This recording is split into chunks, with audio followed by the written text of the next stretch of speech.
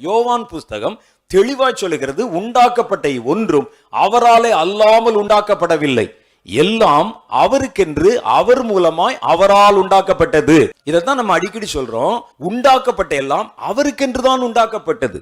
நீங்கள் உண்டாக்கப்பட்டவர்கள், அவருக்கென்றுதான் உண்டாக்கப்பட்டீர்கள். உங்க குடும்பத்துக்கு உண்டாக்கப்படலை. நீங்க யார் சொன்னா உங்களுக்கு? சிலர் சொல்லுவாங்க, எல்லா கடமையும் முடித்து விட்டேன். என்னையா முடிச்ச?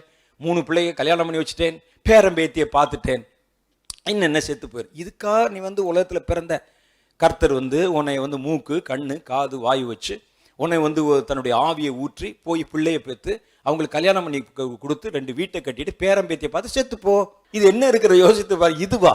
இதுக்கு எதுக்கு அவர் ஏன் செய்யணும்? வசனம் சொல்லுது, அப்ப நீ வாழ்ந்த வாழ்க்கை உனக்காக வாழ்ந்திருக்கிறாய். நான் மற்ற கடமை நீங்க செய்யாதீங்கன்னு சொல்லல, குடும்பத்துக்கு செய்யறதை செய்யுங்க. ராயனுடைய ராயனுக்கு செலுத்தினால் நம் தேவனுக்கு செலுத்தணும்ல. உன்னுடைய குடும்பத்துக்கு நீங்க செலவிடுங்க. தகப்பனுக்கு செய்ய வேண்டியது செய்யுங்க, மனைவிக்கு செய்ய வேண்டியது செய்யுங்க, பிள்ளைகளுக்கு செய்ய வேண்டியது. ஆனா அது மாத்திரம் உங்கள் வாழ்க்கை நினைக்காதீங்க. இதை தாண்டி உன்னை படைத்த தேவனுக்கு செய்ய வேண்டிய கடமை இருக்கிறது. அதை செய்யணும். கர்த்தர் அதுக்கு தானே படைச்சாரு.